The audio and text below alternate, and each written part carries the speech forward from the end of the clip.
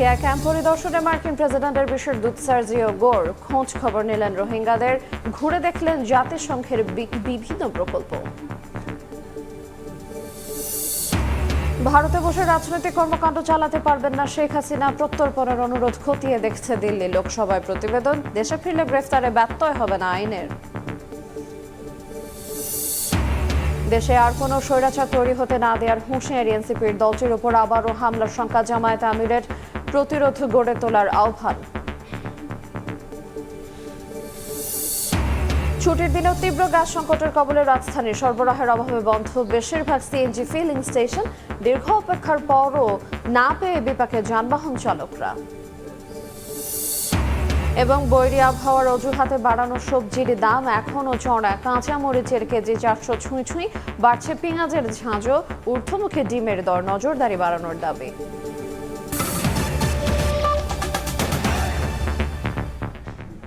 দেখছিলেন শিরোনাম। সময় সংবাদের সঙ্গে আছে আইরিনা আয়াত। কক্সবাজারের উখিয়ায় রোহিঙ্গা ক্যাম্প পরিদর্শন করলেন মার্কিন প্রেসিডেন্ট ডোনাল্ড ট্রাম্পের মধ্য ও দক্ষিণ এশিয়া বিষয়ক বিশেষ দূত সার্জিও গোর। ক্যাম্প পরিদর্শন করে রোহিঙ্গাদের সঙ্গে কথা বলেন তিনি। এ সময় প্রতিনিধি দলের সামনে প্ল্যাকার্ড হাতে দ্রুত মিয়ানমারে নিরাপদ প্রত্যাবাসনের দাবি জানান রোহিঙ্গারা। শুক্রবার সকাল থেকে নানা কর্মসূচিতে ব্যস্ত বাংলাদেশে সফররত যুক্তরাষ্ট্রের দক্ষিণ ও মধ্য এশিয়া বিষয়ক বিশেষ দূত সার্জিও গোর। দুপুরের ঢাকা থেকে কক্সবাজার পৌঁছান তিনি। প্রায় 4 ঘন্টা ধরে উখিয়ার মধুরছড়া মেগা ক্যাম্প ঘুরে দেখেন গোরের নেতৃত্বে 14 সদস্যের মার্কিন প্রতিনিধি দল। তারা রোহিঙ্গাদের খোঁজখবর নেয়ার পাশাপাশি জাতিসংঘের বিভিন্ন প্রকল্প পরিদর্শন করেন। উখিয়ায় প্রবেশকালে রাস্তার দুপাশে শত শত রোহিঙ্গা অবস্থান নেন। তাদের হাতে ছিল স্বদেশে ফেরার আকুতি নিয়ে ব্যানার আর প্ল্যাকার্ড। চিকিৎসা দিব বলি ওরা মানি নিলা চিকিৎসা আর আরকা বাফাই নিলা গরি দিব আর আনসারি বাস আর যেখান রিলিফ আমেরিকার তো মদত সদত বেশি গজ্জিল স্যারমে ইয়ার আগে গজ্জিল অহন আর তো মদত ইয়ান অহন হমি গিয়ে অহন আর তো হাইতে চলতে ফিরে কষ্ট বেশি। প্রতিনিধি দল প্রথমে রোহিঙ্গা ক্যাম্প 8-এর ওয়াচ টাওয়ারে উঠেন। সেখান থেকে পুরো মেগা ক্যাম্প পর্যবেক্ষণ করেন। এরপর গাড়ি বহর নিয়ে দীর্ঘ 1 ঘন্টা ঘুরে দেখেন একের পর এক 5টি ক্যাম্প। এরপর ক্যাম্প 6-এর স্বাস্থ্যসেবা কেন্দ্রে পরিদর্শন শেষে রোহিঙ্গা রোগী ও চিকিৎসকদের সঙ্গে কথা বলেন সার্জিও গোর।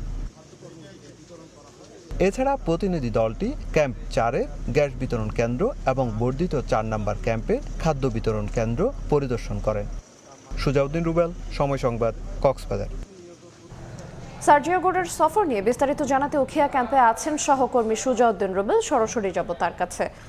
রুবেল, দীর্ঘ 4 ঘন্টা রোহিঙ্গা ক্যাম্প পরিদর্শন করেছে দক্ষিণ ও মধ্য এশিয়া বিষয়ক বিশেষ দূত যুক্তরাষ্ট্রের সার্জিও গোর। তিনি দীর্ঘ 4 ঘন্টা রোহিঙ্গা ক্যাম্প প্রায় 8 থেকে 10টি ক্যাম্প পরিদর্শন করেন। পরিদর্শন করে তিনি যে কার্যক্রম এখন শরণার্থী ত্রাণ ও প্রত্যাবাসন কমিশনার সঙ্গে তিনি বৈঠক করবেন। এখন তিনি আবার পুনরায় উখিয়া স্টেশনত নর্থ অ্যান্ড ক্যাফেতে চলে এসেছেন এবং সেখানে 14 সদস্যের প্রতিনিধি দল মার্কিন, তাদের সঙ্গে মূলত কক্সবাজার যে শরণার্থী ত্রাণ ও প্রত্যাবাসন কমিশনার রয়েছে মোহাম্মদ মিজানুর রহমানের সঙ্গে বৈঠক হবেন এবং বৈঠকের পরে মূলত হয় শরণার্থী ত্রাণ ও প্রত্যাবাসন কমিশনার বক্তব্য রাখবেন অথবা সার্জিও গোর তিনি তার বক্তব্য দিতে পারেন, তেমনটাই ধারণা করা হচ্ছে। তবে সকাল যেহেতু ঢাকা থেকে রওনা দিয়েছেন এবং বেলা 11টায় তিনি কক্সবাজার বিমানবন্দরে পৌঁছান এবং বিমানবন্দরে পৌঁছানোর পর তিনি বেলা দুপুরে 1টার দিকে রোহিঙ্গা ক্যাম্পে এসে হাজির হন এবং তারপর পরেই কিন্তু তিনি একে একে রোহিঙ্গা ক্যাম্প পরিদর্শনে যান এবং শুরুতেই ক্যাম্প 8-এ যাওয়ার সঙ্গে সঙ্গে কিন্তু রাস্তার দুপাশে শত শত রোহিঙ্গা অবস্থান করেন এবং তারা বিভিন্ন ব্যানার, পেস্টুন, প্ল্যাকার্ড হাতে নিয়ে তাদের যে দাবি দেওয়া, তারা যেটা বলছে যেহেতু মার্কিন অর্থায়ন রোহিঙ্গা ক্যাম্পে রোহিঙ্গাদের যে সহায়তা সেটি কমেছে, সেটি যাতে বাড়ানো হয় এবং একই সঙ্গে মিয়ানমারের রাখাইনে যাতে শান্তিপূর্ণ পরিবেশ যাতে ফিরিয়ে এনে রোহিঙ্গাদের যাতে দ্রুত প্রত্যাবাসন করা হয় সে দাবি দাওয়াগুলো তুলে ধরেন। তো এই ছিল আমার কাছে কক্সবাজারের উখিয়া ক্যাম্প থেকে সবশেষ। কক্সবাজারের উখিয়া থেকে যুক্ত হয়ে সহকর্মী সুজাউদ্দিন রুবেল জানাচ্ছিলেন সেখানকার খবর। রাজধানীর কাকরাইলের ডিপ্লোমা ইঞ্জিনিয়ার্স মিলনায়তনে মতবিনিময় সভায় বক্তব্য রাখছেন স্থানীয় সরকার মন্ত্রী ও বিএনপির মহাসচিব মির্জা ফখরুল ইসলাম আলমগীর। আমরা সরাসরি যাব সেখানে। আমাদের নেত্রী খালেদা জিয়া বলতেন যে আমি কখনোই আপনাদেরকে সংখ্যালঘু মনে করি না, আমি মনে করি আপনারা এই দেশের সন্তান, আপনার এই দেশের সমান অধিকার, আপনার যা আমারও তা। এই কথাটা মাথায় রাখতে হবে। আমি সবসময় বলি যে কেন নিজেকে ছোট করেন, আপনি আপনার দাবি আদায় করে চিৎকার করে বলবেন যে দিস মাই রাইট, এটা বলতে হবে। তো আপনার অধিকার আপনাদেরকে নিয়ে নিতে হবে। এই যে অধিকারটা আপনি যদি চিৎকার না করেন, কথা না বলেন, তাহলে কিন্তু আপনার পিছিয়ে পড়ে থাকতে হয়, সামনে এগুলো যায় না। আমি অনুরোধ করবো আপনাদেরকে, আপনারা যোগাযোগ রাখবেন। আমাকে যখনই ডেকেছেন আপনারা, আমি কিন্তু তখনই এসেছি এবং সব সময় প্রতিটি অনুষ্ঠানে প্রতিটি প্রয়োজনে আমি সামনে এসে দাঁড়াই, আমাদের সরকারও দাঁড়ায়। আমি তাই অনুরোধ করবো যে আপনারা আসুন। আপনার এরপরে আজকে তো আপনারা অনেক বড় সমাবেশ করছেন, এরপরে আপনাদের প্রতিনিধি নিয়ে আসুন, আমরা কথা বলি। সেই কথা বলার মাধ্যমে সমস্যাগুলো আলোচনা করে চিহ্নিত করে সেই সমস্যাগুলো সমাধান করার অবশ্যই আমরা চেষ্টা করব। আমাকে এখানে আমন্ত্রণ জানিয়েছেন, সেজন্য আমি আপনাদেরকে ধন্যবাদ জানাচ্ছি। একটা কথা আমি সবসময় মনে করি, নজরুল ইসলামের সেই কথাটা আমার মনে হয় সবসময় আর কি, যে আজকে অনেক আমাদের সমস্যা আছে, অনেক চ্যালেঞ্জ আছে, অনেক চড়াই উতরাই পার হতে হচ্ছে, একটা ক্রিটিক্যাল মোমেন্ট পার হতে হচ্ছে। 15 বছরে এই গণতন্ত্র ধ্বংস হয়ে গিয়েছিল, একটা ভয়াবহ পরিস্থিতির মধ্যে থেকে আমরা বেরিয়ে এসেছি। এখন একটা সুযোগ পেয়েছি আমরা যে গণতন্ত্রকে প্রাতিষ্ঠানিক রূপ দেওয়া। আসুন আমরা সেই চেষ্টাটা করি, এটা ট্রাই দেয়। আমরা সবসময় কথা বলি যে ওই যে নজরুল ইসলামের সেই কবিতা আর কি, যে হিন্দু না ওরা মুসলিম, ওই জিজ্ঞাসে কোন জন, কান্ডারি বলো ডুবিছে মানুষ, সন্তান মরমার। এটাই হচ্ছে মূল কথা। আমরা একই মায়ের সন্তান, বাংলাদেশের সন্তান। আমরা কাঁধে কাঁধ মিলিয়ে আমরা এগিয়ে যাব। আমরা তো একই বৃন্তের ফুল। আমরা সরাসরি যুক্ত ছিলাম রাজধানীর কাকরাইল থেকে। সিলেটের কোম্পানিগঞ্জে জুলাই পদযাত্রায় বক্তব্য রাখছেন এনসিপি নেতারা। সরাসরি যাব সেখানে। বাচ্চা পাঠাই স্কুলে, সঠিক টাইমে স্কুলে আসতে হবে, কোনো নটিপটি চলবে না বাংলাদেশে। সরকারি বেতন নিয়ে বাসায় ঘুমায় থাকে। আমারই হলো, আমি এক জায়গায় গেছি, বল স্কুলের টিচার কই? ওই যে দেখেন ক্ষেতের মধ্যে কাজ করতেছে। ওনার 2টা ইনকাম, উনি একসাথে কৃষক, শিক্ষক, অনেক গুণে গুণান্বিত তরুণ উদ্যোক্তা, আবার হলো এক দলের সম্মানিত কর্মীও। কেন হওয়া লাগে জানেন? নির্বাচনের সময় কিছু 2 নম্বরের শিক্ষক আছে, অধিকাংশ শিক্ষক ভালো, এরা হলো প্রিজাইডিং অফিসার হয়, ওইখানে একটা দুর্নীতির মহা উৎসব বসাইয়া দেয়। এটা হলো 5 বছরে একটা বড় ইনকাম, যে ইনকাম দিয়ে পুরো একটা 10তলা বাড়ি উঠে ফেলতে পারে। কিন্তু টাকাগুলা কার? টাকাগুলা কি আপনার বাবার? এটা বাংলাদেশের জনগণের। আমরা জনগণের পক্ষে কথা বলি, আমাদের কোনো পদ দরকার নাই, আমরা কোনো লোভ করি নাই। কারণ আপনাদের মনে আছে, উত্তরবঙ্গের একটা সন্তান, আমরা তার বাসায় গিয়েছিলাম। বাবা কৃষক, বাবা প্রত্যেকদিন ছেলেকে ফোন দেয়, আবু সাইদ চাকরি হয়েছে? ছেলে বলে বাবা চাকরি হয় নাই। কয়েকদিন পর আবু সাইদ টের পাইল, যেই ব্যাচে পরীক্ষা দিয়েছে ছাত্রলীগ যুবলীগের সবার চাকরি হয়েছে, আবু সাইদের চাকরি হয় না। আবু সাইদ পেলে অন্যায়ের প্রতিবাদ করতে হবে, আবু সাইদ গিয়ে রাজপথে দাঁড়াইলো। সরাসরি যুক্ত ছিলাম সিলেট থেকে। এনসিপির ওপর আবারও হামলার শঙ্কা জানিয়ে ফের এমন হলে প্রতিরোধ গড়ে তোলার আহ্বান জানিয়েছেন জামায়াতের আমির ও বিরোধী দলীয় নেতা ডাক্তার শফিকুর রহমান। হবিগঞ্জ ও সিলেটে এনসিপির ওপর হামলার নিন্দাও জানান তিনি। আলাদা আরেকটি অনুষ্ঠানে জামায়াত আমির বলেন, সরকারি দলের লোকরাই চাঁদাবাজিতে জড়িত। হবিগঞ্জের সংঘর্ষে আহত এনসিপি নেতা আলিফকে দেখতে রাজধানীর চক্ষু বিজ্ঞান ইনস্টিটিউটে জামাতের আমির ও বিরোধী দলীয় নেতা ডাক্তার শফিকুর রহমান। তার সুস্থতা কামনায় দোয়া করেন তিনি। পরে সাংবাদিকদের সঙ্গে কথা বলেন জামাত আমির। সিলেট ও হবিগঞ্জে এনসিপির পদযাত্রায় হামলার ঘটনার নিন্দা জানান তিনি। বলেন, আইনের রক্ষক হয়েও ভক্ষকের কাজ করছে সরকারি দলের কিছু নেতাকর্মী। এনসিপি নেতাদের উপর আবারও হামলা হতে পারে এমন আশঙ্কা করে তিনি বলেন, যেখানে হামলা হবে সেখানেই প্রতিরোধ গড়ে তুলতে হবে। শান্তিপূর্ণ কর্মসূচি পালন করার অধিকার সবার আছে। এই যে ছেলেটা আহত হলো, আমরা তো পুরা ঘটনা ফলো করতেছি। তারা তো কাউকে আক্রমণ করতে আসেনি, বরঞ্চ তাদের নেতৃবৃন্দের উপর বিনাশ আক্রমণ যেটা হচ্ছে ওইটা ঠেকাতে এসেছিল, প্রোটেক্ট করতে এসেছিল। তাদের উপর এটা কেন? এটা আসলে বিস্ময়কর, নিন্দনীয়। এই দিন সকালে বাংলাদেশ পরিবহন শ্রমিক ফেডারেশনের ত্রিবার্ষিক জাতীয় সম্মেলনে যোগ দেন ডাক্তার শফিকুর রহমান। তিনি অভিযোগ করেন, সরকারি দলের নেতারা চাঁদাবাজির সঙ্গে জড়িত। চাঁদাবাজদের হাতে যেখানে সেখানে পরিবহন শ্রমিকরা তারা নাজেহাল হচ্ছেন। চাঁদা দিতে অস্বীকার করলেই তাদের উপর বিপদ নেমে আসছে। তাদেরকে মারধর করা হচ্ছে, আহত করা হচ্ছে, গাড়ি ভেঙে দেওয়া হচ্ছে। কারা করছে? সরকারি দলের লোকেরা করছে, এটা পরিষ্কার।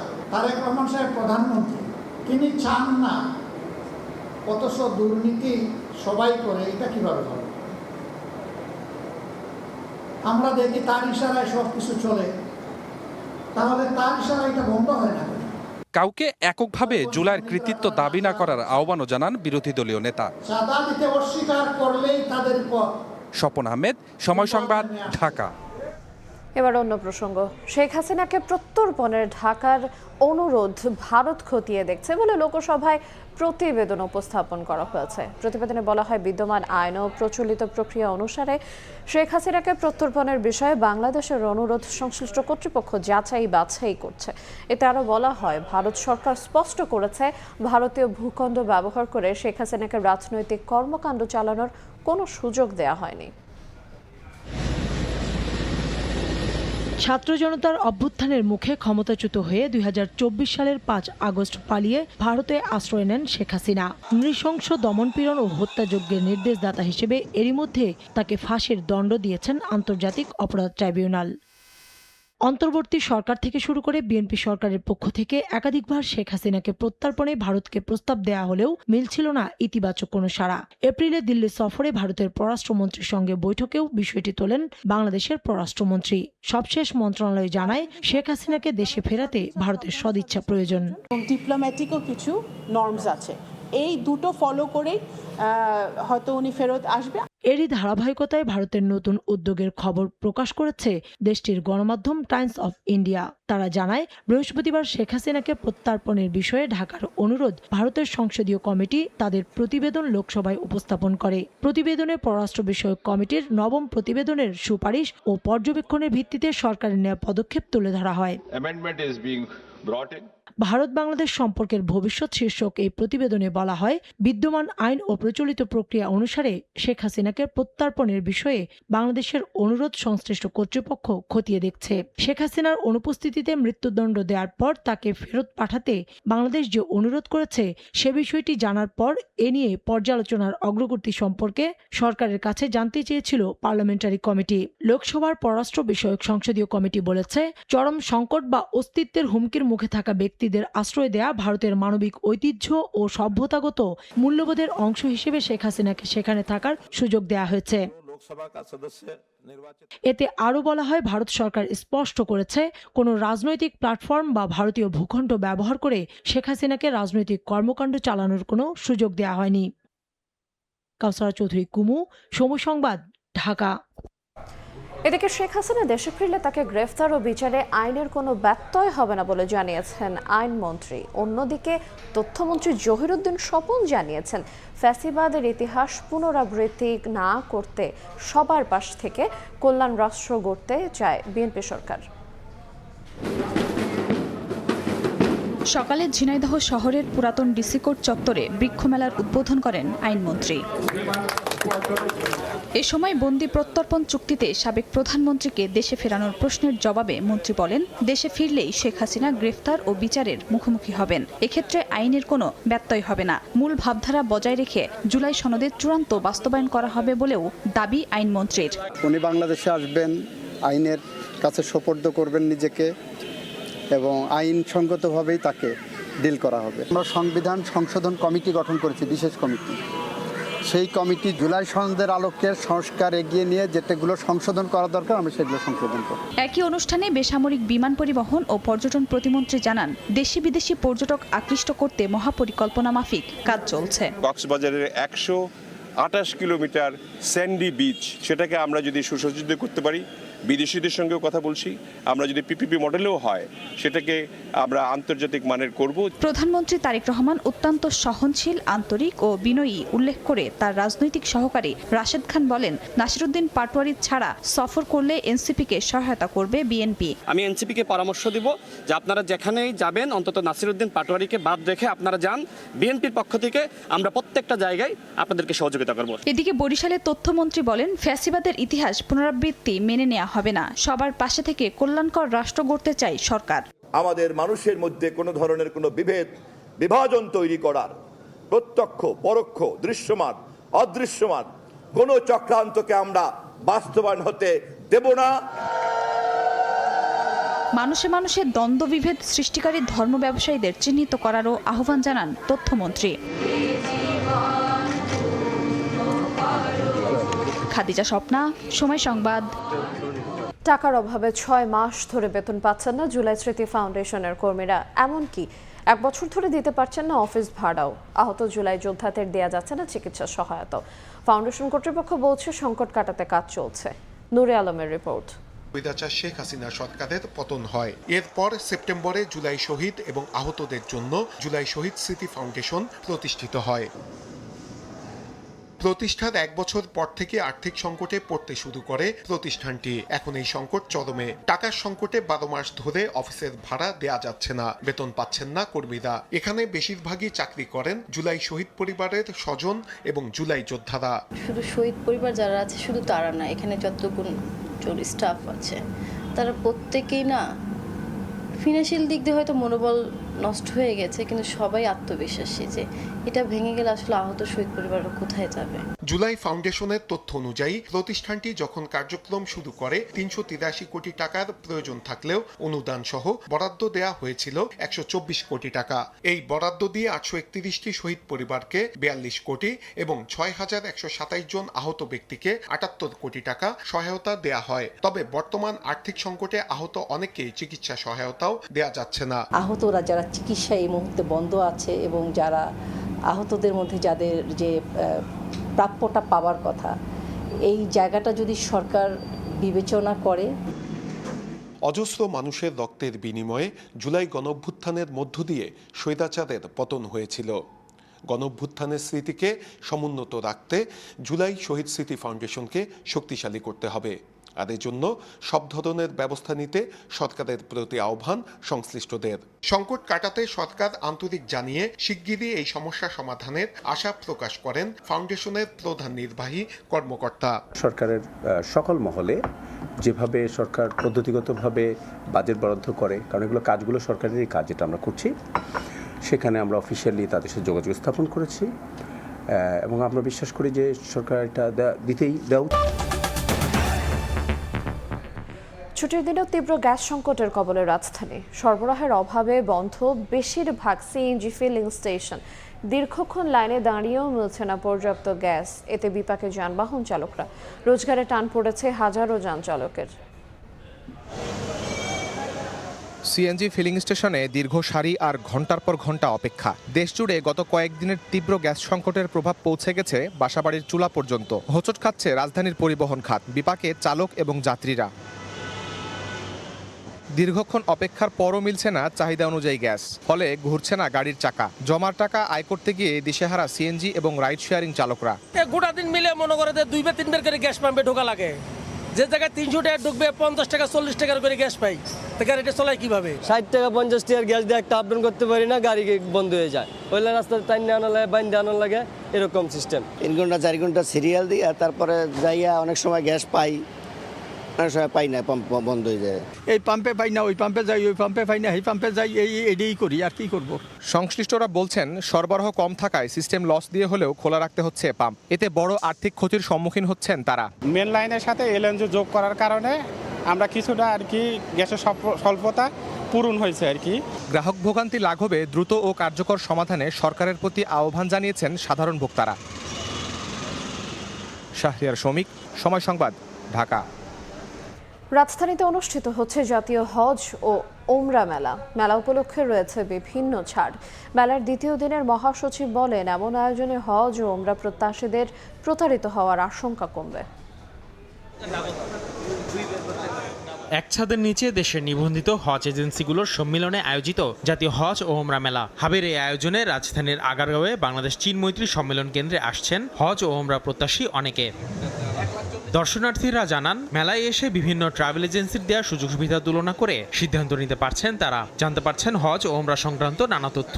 সব এজেন্সিগুলো একসাথে হওয়ার কারণে আমাদের জন্য সুবিধা হয়েছে। কোন কোন প্যাকেজ, কোন কোন গ্রুপটা আমাদেরকে কি কি ফ্যাসিলিটি দিচ্ছে সেই ব্যাপারে আমরা আরো বিস্তারিতভাবে জানতে পারছি। এক একটা স্টলে ঘুরে বিভিন্ন ভালো ভালো সার্ভিস শুনতে পেরেছি। মেলা উপলক্ষে বিভিন্ন অফার দিয়েছে ট্রাভেল এজেন্সিগুলো। পাশাপাশি এতে অংশ নিয়েছে বাংলাদেশ বিমান সহ বিভিন্ন প্রতিষ্ঠান। মেলা উপলক্ষে আমরা হাজী সাহেবদের জন্য হজের ক্ষেত্রে 30,000 টাকা ডিসকাউন্ট দিচ্ছি। আমরা হাজিদের জন্য লং ট্রান্সপোর্টেশন রুটটাতে আমরা বুলেট ট্রেনের একটা কমপ্লিমেন্টারি সার্ভিস দিচ্ছি। আমাদের প্যাকেজগুলো কনফার্ম করে তারপরে দেখা গেছে এটার উপরে কিছু টাকা আমরা ডিসকাউন্ট করে থাকি। হজকে কেন্দ্র করে প্রতারক চক্রের দৌরাত্ম্য কমাতে এমন আয়োজন বিশেষ ভূমিকা রাখবে বলে মনে করেন হাবের মহাসচিব ফরিদ আহমেদ মজুমদার। সঠিক তথ্য না থাকার কারণে অনেকে মধ্যস্বত্বভোগী ফেসবুক, বিভিন্ন সোশ্যাল মিডিয়া বিজ্ঞাপন থেকে প্রলুব্ধ হয়ে তারা লাইসেন্সবিহীন লোকদের সাথে চুক্তিবদ্ধ হন, লেনদেন করেন এবং দিন শেষে প্রতারিত হন। এখানে যারা আছেন তারা সরকারের অনুমোদিত বৈধ এজেন্সি। 3 দিনব্যাপী মেলার এই আয়োজন চলবে শনিবার পর্যন্ত। আসিফ মোহাম্মদ সিয়াম, সময় সংবাদ, ঢাকা। রাজধানীর বাড্ডায় সড়ক দুর্ঘটনায় নিহত ডিএনসিসির পরিচ্ছন্নতা কর্মী শেফালী বেগমের পরিবারের পাশে দাঁড়িয়েছে সরকার। দুপুরে নিহতের বাসায় যান স্থানীয় সরকার প্রতিমন্ত্রী মীর শাহে আলম এবং ডিএনসিসির প্রশাসক। প্রতিমন্ত্রী জানান, নিহতের পরিবারের একজন কর্মক্ষম সদস্যকে চাকরি দেওয়া হবে।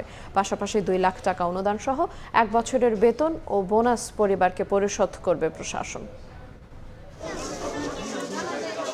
প্রতিদিনের মতো বর্জ্য ব্যবস্থাপনার কাজে বেরিয়েছিলেন শেফালী বেগম, কিন্তু ফিরলেন লাশ হয়ে। স্বজনদের আহাজারিতে ভারী পুরো এলাকা। শুক্রবার ভোরে সড়ক পরিষ্কারের কাজ করার সময় একটি দ্রুতগতির গাড়ি শেফালী বেগমকে ধাক্কা দিয়ে পালিয়ে যায়। ঘটনাস্থলেই মৃত্যু হয় তার। লাইট নেই, আমরা 3টা বাজার একটা লাইটও নাই। আমাদের একটু লাইট একটু ব্যবস্থা করে দেন, আর গাড়িওয়ালার একটু সিঙ্গেল দিলেও মানে না। খবর পায় সবাই ধরে আসি, আর শুনি যে বাসায় নিয়ে এসে সাথে সাথে গাড়িও ধরতে পারে নাই, তো গাড়ি তো গেছে।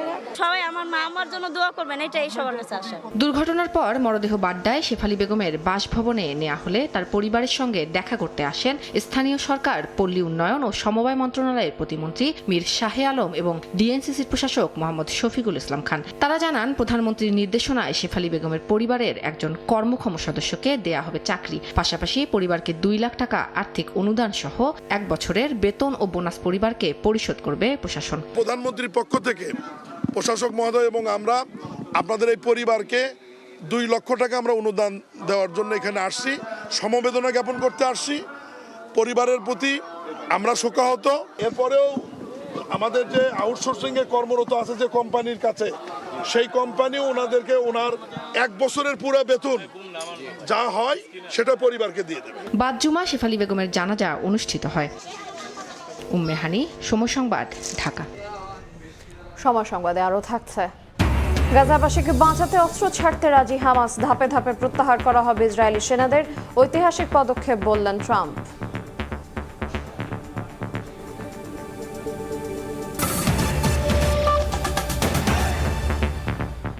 উচ্চশিক্ষার নামে প্রতি বছর হাজার হাজার মেধাবী শিক্ষার্থী পাড়ি দিচ্ছেন বিদেশে।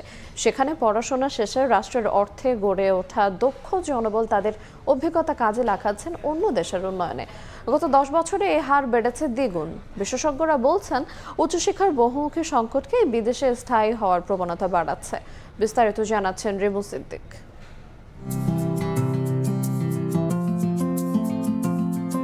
হাতে ভিসা, বিশ্ববিদ্যালয়ের অফার লেটার, সঙ্গে পরিবারের অসংখ্য স্বপ্ন। এক বুক আশা নিয়ে প্রতি বছর উচ্চশিক্ষার জন্য বিদেশে পাড়ি জমান হাজার হাজার বাংলাদেশি শিক্ষার্থী। সেখানে উন্নত জীবন ও ক্যারিয়ারের নিশ্চয়তায় বেশিরভাগ মানুষই উচ্চশিক্ষা শেষে সেখানে গড়তে চান স্থায়ী বসতি, যার কারণে তাদের সম্পর্কে ইতি টানতে হয় দেশের সাথেও। এখানে গবেষণায় প্রচুর পরিমাণে বিনিয়োগ করা হয় এবং উদ্ভাবনকে উৎসাহ দেওয়া হয়। যেগুলো শিক্ষার্থীদের মাঝে নতুন কিছু করার আত্মবিশ্বাস তৈরি করে। কেউ কারোর পেছনে লেগে নেই, এই ধরনের পরিবেশ হলে অবশ্যই আমি বাংলাদেশে ফিরে এসে আপলিফট করতে চাই। ইউনেস্কোর global flow of tertiary level students প্রতিবেদন বলছে 10 বছরে বিদেশে পড়তে যাওয়া শিক্ষার্থীদের সংখ্যা বেড়েছে দ্বিগুণের বেশি। আর ওপেন ডোরসের তথ্য বলছে 2023-24 শিক্ষাবর্ষে আগের বছরের তুলনায় শিক্ষার্থী বেড়েছে প্রায় 26%। দেশ থেকে যায় তাদের 80% তারা বাংলাদেশে কখনো ফিরে আসে না, প্রায় 20% মতো কখনো কখনো আসে, যারা আসলে সেখানে কোনো সুযোগ তৈরি করতে হয়তো পারে না। পড়াশোনা শেষে তাদের বড় একটি অংশ দেশে না ফেরার এই প্রবণতা শুধু শিক্ষার্থীদের মধ্যেই সীমাবদ্ধ নয়, দেশের বিশ্ববিদ্যালয়গুলো হারাচ্ছে নিজেদের শিক্ষক। চলতি বছরে দেশের 5 পাবলিক বিশ্ববিদ্যালয়ের 102 শিক্ষক শিক্ষা ছুটির মেয়াদ শেষে কর্মস্থলে যোগ দেননি। ফলে উচ্চশিক্ষা ও গবেষণায় তৈরি হচ্ছে দক্ষ জনবল শূন্যতা। যারা শেষ করছে তারা আসলে কত ভাগ দেশে ফিরে আসছে এবং আদৌ তারা আসছে না কেন? যে ক্ষেত্রে দক্ষতা অর্জন করেছে বা জ্ঞান অর্জন করেছে তাদেরকে সেই ধরনের পরিবেশ বাংলাদেশে তৈরি করে তাদেরকে ফেরত নিয়ে আসা উচিত সরকারের। শিক্ষার্থীরা যাতে শিক্ষা শেষে যথাযথভাবে চাকরি পায়, জীবনের সাথে শিক্ষার সংশ্লিষ্টতা যারা খুঁজে পায়, সেই ব্যবস্থাগুলো যদি আমরা করতে পারি, এখানে বিদেশে যাওয়ার যে প্রবণতা, সে প্রবণতাটা কমে যাবে। বিশেষজ্ঞরা বলছেন নিরুৎসাহিত নয়, বরং দেশে ফিরলে সেসব মেধাকে কাজে লাগাতে হবে। রাষ্ট্রের ভিত্তি মজবুত করতে দেশের বিনিয়োগে গড়ে ওঠা মেধাকে দেশের উন্নয়নে কাজে লাগানো এখন রাষ্ট্রের বড় কাজ বলছেন বিশেষজ্ঞরা। রিমু সিদ্দিক, সময় সংবাদ, ঢাকা। ইটালির পাঠানোর স্বপ্ন দেখিয়ে লিবিয়ায় নিয়ে যুবক সোহাগ মুন্সিকে বন্দী করে মাফিয়ারা। শারীরিক নির্যাতন চালিয়ে পরিবার থেকে আদায় করে মুক্তিপণের 60 লাখ টাকা। এরপরও বাঁচানো যায়নি সোহাগকে। আরও দাবিকৃত 27 লাখ টাকা দিতে দেরি করায় তাকে গুলি করে হত্যা করা হয়েছে বলে দাবি পরিবারের। মানব পাচারকারীদের সর্বোচ্চ শাস্তিসহ লাশ দেশে ফিরিয়ে আনার দাবি জানিয়েছেন তারা। এ ঘটনায় একজনকে গ্রেফতার করেছে পুলিশ। সঞ্জয় কর্মকার, অভিজিতের রিপোর্ট, ছবি তুলেছেন শাহাদাত আকুন।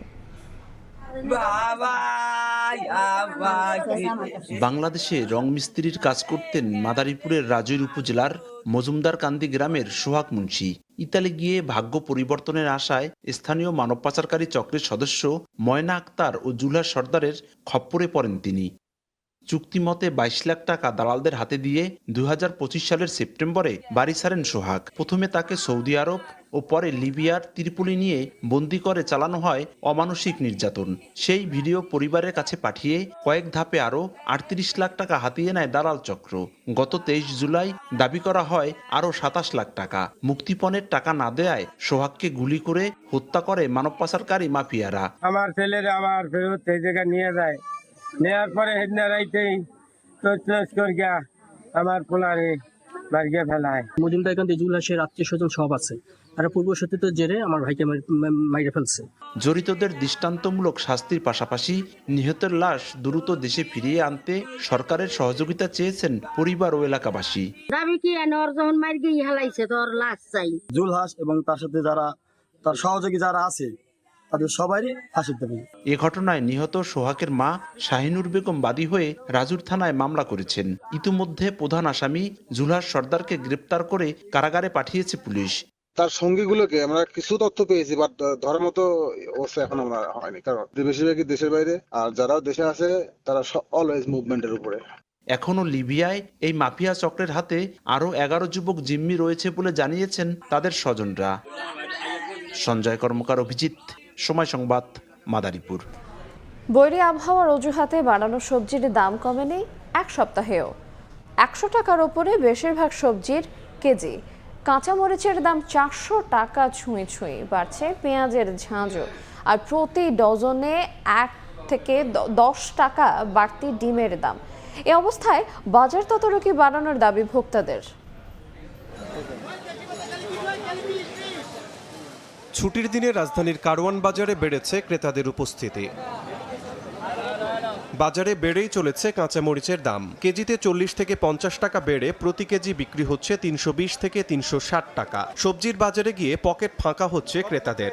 100 টাকার নিচে মিলছে না বেশিরভাগ সবজি। প্রতি কেজি করলা 120, কচু 70 থেকে 80, ঝিঙা ও ঢেঁড়স 80, টমেটো 100 থেকে 120, গাজর 100, লাউ 80 থেকে 100, পেঁপে বিক্রি হচ্ছে 40 টাকা দরে। গত সপ্তাহের দরে পেঁয়াজ বিক্রি হচ্ছে 50 টাকায়। সব জিনিসের মোটামুটি দাম বাড়তে, এখন আমরা তো ছোটোখাটো চাকরি বাদা করি, সেরকম অবস্থা মানে রাতের নাগারা চলে গেছে সব কিছু। আমদানি কম, বাজারে মরিচ নাই। আমরা তো আগে মরিচ বেচতাম 5 বস্তা 6 বস্তা, এখন দিনে বেশি 1 বস্তা। গেছে সপ্তাহের তুলনায় এই সপ্তাহে মোটামুটি একটু রেঞ্জের ভিতরে আছে, কিন্তু তারপরও হাতের নাগালে এখনো আসে নাই। স্বস্তি নেই ডিমের বাজারেও। ডজন প্রতি 10 টাকা বেড়ে লাল ডিম বিক্রি হচ্ছে 140 থেকে 145 টাকায়, সাদা ডিম বিক্রি হচ্ছে 130 টাকায়। উচ্চ মূল্যেই স্থিতিশীল রয়েছে ব্রয়লার মুরগির দাম, বিক্রি হচ্ছে 190 টাকা প্রতি কেজি। কমার কোনো লক্ষণ নাই, কি লেগে বিভিন্ন খামারগুলো বন্ধ হয়ে যেতে গেছে, এই কারণে সামনে বাড়তে পারে। গেছে সপ্তাহে আমরা বিক্রি করছিলাম 130 টাকা ডজন, এই সপ্তাহে ঘুরতে না ঘুরতে আবার 140 টাকা ডজন হয়ে গেছে, লালটা সাদাটা হয়ে গেছে 130 টাকা। মধ্যবিত্ত তাদের মাঝে আসলে একটু অস্বস্তিকর পরিস্থিতি সৃষ্টি হচ্ছে বাজারের বৃদ্ধির কারণে। ডজন প্রতি 145 টাকার মতো এরকম আসে, তাহলে আমাদের মতো ফ্যামিলিগুলো আসলে কোথায় যাবে? বিক্রেতারা বলছেন আবহাওয়া স্বাভাবিক থাকলে সরবরাহ বাড়বে। আগামী সপ্তাহে বাজারে স্বস্তি ফেরার আশা তাদের। শিমুল হোসেন, সময় সংবাদ, ঢাকা। প্রায় 2 বছর পর কমল নীতি সুদ হার। দেশের অর্থনৈতিক পরিস্থিতি পর্যালোচনা করে নীতি সুদ হার 9.50% নির্ধারণ করেছে বাংলাদেশ ব্যাংক। 2 আগস্ট থেকে কার্যকর হবে নতুন এই সুদ হার। Cilia সুলতানার report.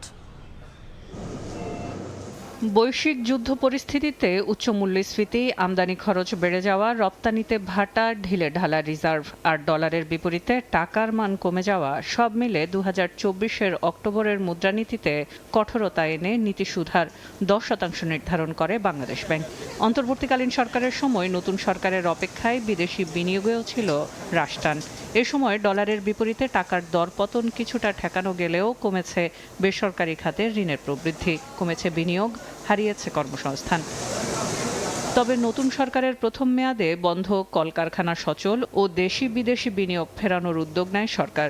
বাজেটে কর ছাড়ের সহায়তার পর প্রায় 2 বছর পর এবার একক অঙ্কে ফিরে এলো নীতি সুদের হারও। বৃহস্পতিবার নীতি সুদের হার 10% থেকে কমিয়ে 9.50% নির্ধারণ করেছে বাংলাদেশ ব্যাংক। এতে অলস টাকার চাপ কমবে ব্যাংকগুলোতে, বলছেন অর্থনীতিবিদরা। অর্থনীতির অলস টাকা পড়ে থাকা মানেই কিন্তু হচ্ছে যে দিন শেষে আমার যে মানে যে আমরা যে প্রবৃত্তির কথা বলি, আমরা যে গ্রোথের কথা বলি, এগুলো কিন্তু কমে আসবে এবং এর মাধ্যমে ঝুঁকিও বাড়বে, মানে বিভিন্ন ধরনের ঝুঁকি বাড়বে। আর দিন শেষে আমার টাকার কারেন্সি ভ্যালু কিন্তু হারাবে, কারণ আপনি রিজার্ভের পরিমাণও দেখবেন কিন্তু অনেক টাকা এখন। মনিটারি পলিসি বিভাগের বোর্ড সভায় মূল্যস্ফীতি, বৈশ্বিক অর্থনীতির পরিস্থিতি, বিনিয়োগ, বেসরকারি খাতে ঋণ প্রবাহ এবং কর্মসংস্থানের সার্বিক অবস্থা বিবেচনা করে নীতি সুদের হার কমানোর সিদ্ধান্ত নেওয়া হয়েছে বলে জানিয়েছে বাংলাদেশ ব্যাংক। সবচেয়ে বেশি লাভবান হবে ডেফিনেটলি এসএমই এবং আপনি দেখেন গত প্রায় 1 বছর যাবত আমাদের এক্সপোর্টে যেভাবে ধস নেমেছে, প্রত্যেকটা ইন্ডাস্ট্রি প্রত্যেককেই ব্যাংকে অতিরিক্ত সুদের দায়ে জর্জরিত হয়ে তারা কিন্তু ব্যবসা বাণিজ্য হারিয়েছে, তারা পুঁজি হারিয়েছে। বিভিন্ন দেশে আমাদের এক্সপোর্ট কমবে বাড়বে, তার পরিণতিতে কি হবে? আপনার ফোকাসটা কিন্তু একটা প্রোডাক্টের দিকে থাকে, সো এই জায়গাটাই চেঞ্জ করে। সিলিয়া সুলতানা, সময় সংবাদ, ঢাকা। দেশের বাইরের খবর। গাজার মানুষকে বাঁচাতে সব ধরনের ছাড় দিতে রাজি হয়েছে হামাস। যুদ্ধবিরতি চুক্তির অংশ হিসেবে নিরস্ত্রীকরণের সম্মতি দিয়েছে সংগঠনটি, আর এর বিনিময়ে গাজা থেকে ধাপে ধাপে সেনা প্রত্যাহারে নীতিগতভাবে রাজি হয়েছে ইসরায়েল। যুদ্ধবিরতির পরও গাজা জুড়ে অব্যাহত রয়েছে ইসরায়েলি হামলা। স্থানীয় সময় বৃহস্পতিবার গাজার উত্তরাঞ্চলের জাবালিয়া আল বালাদ, গাজা সিটি সহ বিভিন্ন এলাকায় ড্রোন ও গুলিবর্ষণের ঘটনায় নতুন করে হতাহত হয়েছেন বেশ কয়েকজন ফিলিস্তিনি। উপত্যকাটির স্বাস্থ্য মন্ত্রণালয়ের তথ্য অনুযায়ী 2023 সালের অক্টোবর থেকে শুরু হওয়া যুদ্ধে এখন পর্যন্ত নিহতের সংখ্যা 73,341 জনে পৌঁছেছে। প্রায় 2 বছর ধরে চলা ভয়াবহ যুদ্ধের পর গাজা ইস্যুতে সবচেয়ে গুরুত্বপূর্ণ অগ্রগতির দাবি উঠেছে। হামাসের জ্যেষ্ঠ কর্মকর্তারা জানান, গাজাবাসীকে হত্যা ও বাস্তুচ্যুতি থেকে রক্ষা করতেই তারা অস্ত্রের বিষয়ে নমনীয় অবস্থান নিয়েছেন। সমঝোতা অনুযায়ী হামাস ও অন্যান্য সশস্ত্র গোষ্ঠীর অস্ত্র ধাপে ধাপে জাতীয় কমিটির নিয়ন্ত্রণে যাবে এবং একই সঙ্গে গাজা থেকে ধাপে ধাপে সেনা প্রত্যাহার করবে ইসরায়েল। হামাসের আলোচক গাজী হামাদ স্পষ্ট করে বলেছেন, নিরস্ত্রীকরণের পুরো প্রক্রিয়ায় ইসরায়েলের কোনো ভূমিকা থাকবে না। অস্ত্রের তালিকা তৈরি, সংরক্ষণ ও নিয়ন্ত্রণ করবে national committee for administration of Gaza. হামাসের শর্ত, ইসরায়েল সেনা প্রত্যাহার, পুনর্গঠন এবং চুক্তির অন্যান্য অঙ্গীকার বাস্তবায়ন করলেই কেবল নিরস্ত্রীকরণের ধাপ এগোবে। মার্কিন প্রেসিডেন্ট ডোনাল্ড ট্রাম্প দাবি করেছেন তার গঠিত বোর্ড অব পিসের মধ্যস্থতায় এই সমঝোতা সম্ভব হয়েছে। তিনি আরো বলেন, নিরস্ত্রীকরণ সম্ভব হলে গাজা থেকে ইসরায়েলি বাহিনী সরে যাবে, আন্তর্জাতিক স্থিতিশীলতা বাহিনী মোতায়েন হবে এবং নতুন ফিলিস্তিনি পুলিশ বাহিনী দায়িত্ব নেবে। পরে একটি অরাজনৈতিক প্রযুক্তি নির্ভর ফিলিস্তিনি সরকার গঠনেরও পরিকল্পনা রয়েছে। তবে চুক্তির পথ এখনো পুরোপুরি মসৃণ নয়। হামাস বলছে ইসরায়েল প্রতিশ্রুতি ভাঙলে তারাও কোনো ধাপ বাস্তবায়ন করবে না। অন্যদিকে মধ্যস্থতাকারীরা আশা করছেন আন্তর্জাতিক তদারকি ও পারস্পরিক অঙ্গীকার বাস্তবায়নের মাধ্যমে গাজার যুদ্ধ পরবর্তী নতুন প্রশাসনিক কাঠামো এবং পুনর্গঠনের পথ এবার বাস্তবে রূপ নিতে পারে। নাদিম মারজান, সময় সংবাদ। ইউরোপ জুড়ে ভয়াবহ দাবানলে তাণ্ডব অব্যাহত। ইংল্যান্ডের পূর্বাঞ্চলে আগুন ছড়িয়ে পড়ায় শতাধিক দমকল কর্মী মোতায়েন করা হয়েছে। প্রবল বাতাসের কারণে গ্রিসের ক্রিট দ্বীপে নতুন নতুন এলাকায় আগুন ছড়িয়ে পড়েছে। ইংল্যান্ড ও গ্রিসে হাজারো মানুষকে সরিয়ে নেওয়া হয়েছে নিরাপদ স্থানে। চলমান তাপপ্রবাহ ও খরার মধ্যেই ইউরোপ জুড়ে দাবানল আরও ভয়াবহ রূপ নিয়েছে। ইংল্যান্ডের পূর্বাঞ্চলে সাফক কাউন্টির ডানউইচ হিথ এলাকায় ভয়াবহ দাবানল নিয়ন্ত্রণে কাজ করছেন দমকল কর্মীরা। সতর্কতামূলক ব্যবস্থা হিসেবে আশপাশের বাড়িঘর ও অবকাশযাপন কেন্দ্র খালি করা হয়েছে। কাছাকাছি পারমাণবিক স্থাপনা থাকলেও সেখানে তাৎক্ষণিক ঝুঁকি নেই বলে জানিয়েছে কর্তৃপক্ষ। ফ্রান্সের দক্ষিণ পশ্চিমাঞ্চলের পরিস্থিতি কিছুটা স্থিতিশীল হয়েছে। কর্তৃপক্ষ জানিয়েছে আগুনে পুড়ে যাওয়া এলাকার পরিমাণ ৪২,০০০ হেক্টরেই স্থির আছে। প্রায় ৩,৩০০ দমকল কর্মী বিমান ও হেলিকপ্টারের সহায়তায় আগুন নিয়ন্ত্রণের কাজ চালিয়ে যাচ্ছেন তারা। সরিয়ে নেয়া প্রায় ২,২০,০০০ মানুষের মধ্যে ৮৪,০০০ মানুষকে ঘরে ফেরার অনুমতি দেওয়া হয়েছে। ফ্রান্সের কর্মকর্তারা বলছেন তাপমাত্রা কমে যাওয়া এবং বাতাসে আর্দ্রতা বাড়ায় আগুন নিয়ন্ত্রণের সুবিধা হয়েছে। বন্ধ থাকা হাজারো ব্যবসা প্রতিষ্ঠান আবার চালু হতে শুরু করেছে। আগুনে ক্ষতিগ্রস্ত এলাকার পাশের একটি গুরুত্বপূর্ণ মহাসড়কও পুরোপুরি খুলে দেওয়ার প্রস্তুতি চলছে। গ্রিসের ক্রিট দ্বীপেও দাবানলের সঙ্গে লড়ছেন ২ শতাধিক দমকল কর্মী। প্রবল বাতাসে নতুন নতুন এলাকায় আগুন ছড়িয়ে পড়ায় উপকূলীয় ব্যবসা প্রতিষ্ঠান, বাড়িঘর, গাড়ি ও কৃষি জমির ক্ষয়ক্ষতি হয়েছে। ৯টি গ্রাম ও জনপদ থেকে বাসিন্দা এবং পর্যটকদের সরিয়ে নেওয়া হয়। বৃহস্পতিবার ফের আগুনের ঝুঁকি তৈরি হওয়ায় প্রেভেলি সৈকত থেকে ৫১ জনকে উদ্ধার করে কোস্টগার্ড। নাসরিন রুমি, সময় সংবাদ। মরক্কো থেকে স্পেনের ছিটমহল সেউতায় অনুপ্রবেশের সময় সাগরে ডুবে ১৮ জনের মৃত্যু হয়েছে। স্থানীয় প্রশাসন জানায় গত একদিনে অন্তত ৪৯,০০০ অবৈধ অভিবাসী ছিটমহলে প্রবেশ করেছেন। পরিস্থিতি নিয়ন্ত্রণে সেখানে সেনা পাঠিয়েছে স্পেন সরকার। স্পেনের স্বরাষ্ট্র মন্ত্রণালয় জাতীয় জরুরি অবস্থা ঘোষণার দাবি প্রত্যাখ্যান করে বলেছে এ ধরনের ব্যবস্থা অভিবাসন সংকটের ক্ষেত্রে প্রযোজ্য নয়। তবে তারা অতিরিক্ত সরঞ্জাম ও সহায়তার আশ্বাস দিয়েছে। অভিবাসীদের এই ঢল ২০২১ সালের মে মাসের ঘটনার মতো। সাইক্লিংয়ে উজ্জ্বল ভবিষ্যতের সম্ভাবনা দেখছেন দেশের সাইক্লিস্টরা। হাতিরঝিলে সাইক্লিং চ্যালেঞ্জে অংশ নিতে সেই সম্ভাবনার কথা জানান তারা। প্রত্যাশা, সরকারের নতুন করে ক্রীড়া কর্মসূচিতে যুক্ত হবে সাইক্লিংও।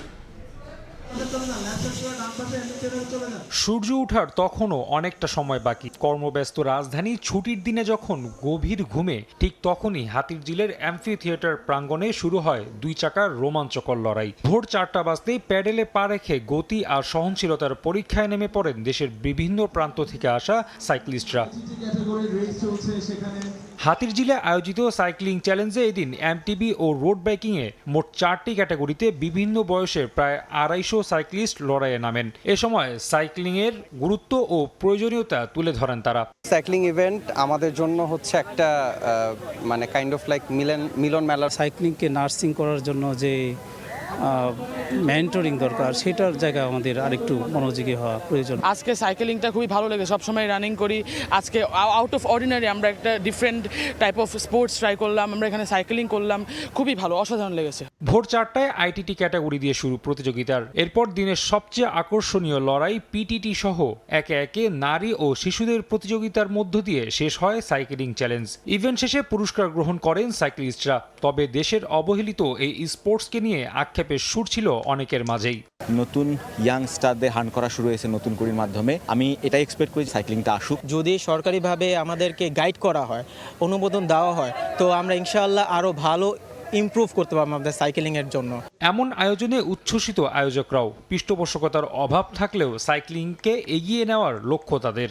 আয়োজনের সবচেয়ে বড় চ্যালেঞ্জটা আমার কাছে মনে হয় যে ফাইন্যান্সিয়ালি অনেক বড় একটা বাধা অতিক্রম করতে হয়। এদিন আইটিটি মাউন্ট বাইকে চ্যাম্পিয়ন জিমেন চাকমা, রোড বাইকে জিতেছেন সাদাত হোসেন আলিফ, আর দিনের আকর্ষণীয় টিটিটি রোড বাইকে চ্যাম্পিয়ন বিডিসি ওয়ার্ড বুমার্স, আর মাউন্ট বাইকের চ্যাম্পিয়ন দল টার্টেল স্কোয়াড। এছাড়া নারীদের রেসে জিতেছেন শবনম আক্তার, আর বাচ্চাদের লড়াইয়ে সূর্য দাস। রাফি আমিন, সময় সংবাদ, ঢাকা। এই পর্যায়ে শীর্ষ সংবাদগুলো জানিয়ে দেবো আর একবার। উখিয়া ক্যাম্প পরিদর্শন করলেন ট্রাম্পের বিশেষ দূত সার্জিও গোর। ঘুরে দেখলেন জাতিসংঘের বিভিন্ন প্রকল্প। নিজ দেশে ফেরার আকুতি রোহিঙ্গাদের। ভারতে বসে রাজনৈতিক কর্মকাণ্ড চালাতে পারবেন না শেখ হাসিনা, প্রত্যর্পণের অনুরোধ খতিয়ে দেখছে দিল্লি। লোকসভায় প্রতিবেদন। দেশে ফিরলে গ্রেফতারে ব্যত্যয় হবে না আইনের। এবং দেশে আর কোনো স্বৈরাচার তৈরি হতে না দেওয়ার হুঁশিয়ারি এনসিপির। দলটির ওপর আবারও হামলা শঙ্কা জামায়াত আমিরের। প্রতিরোধ গড়ে তোলার আহ্বান।